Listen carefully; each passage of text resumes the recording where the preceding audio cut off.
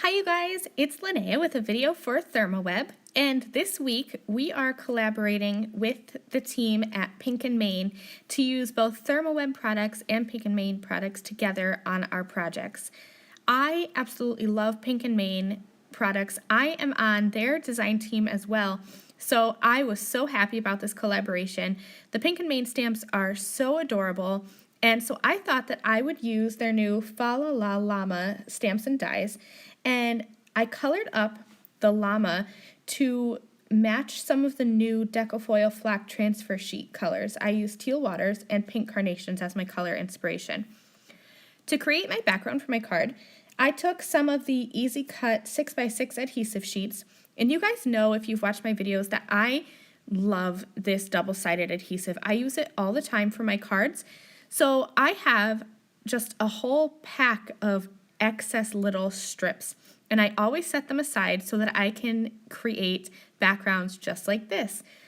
So I took some of those strips and I have them cut down to 3 different sizes, and they're all kind of a little bit different. Some are like a 1/2 inch wide, some are a 1/4 inch, and then some are like an 1/8 of an inch. I didn't really measure exactly. I just kind of went with it and just took some of the strips that were about the same-ish width.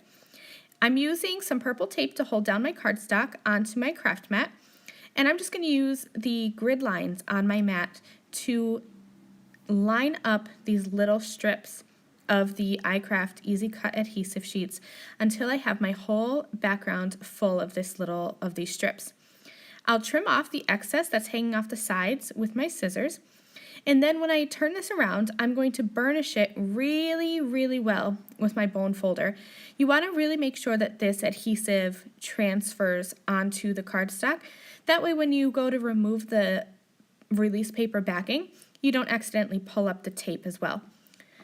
So I started here pulling up the edges, and as I was doing that, my nails were kind of pulling up or kind of like crinkling the tape underneath, I guess. So I'm going to actually just come in with my little die cut tool here, and I will pick up every third release backing tape because my idea is to use the gold shattered glass Deco foil transfer sheets along with the 2 colors of the flock transfer sheets. So when you're adding foil, you want to go pretty side up into your adhesive.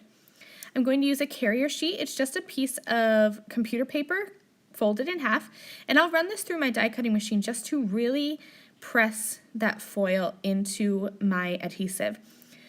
And then I'm going to remove this and check that out. Look how pretty that is. Now I'm going to repeat this exact same process with the pink carnations flock transfer sheet.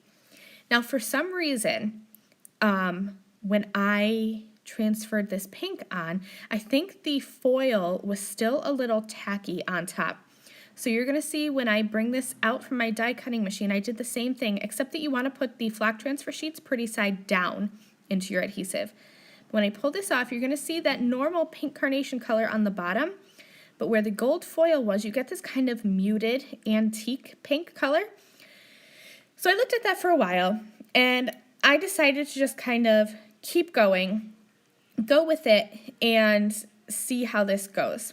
I didn't want any of the teal waters flock to transfer into the pink, so to just be safe, I decided to trim off little strips of this color of the flock transfer sheets. Now when you are cutting the flock with a paper trimmer, you want to cut pretty side down so that you're not going to shred all that pretty color. And then same thing here, I'm just going to pull up that release tape and I will add that teal waters flock face down into this.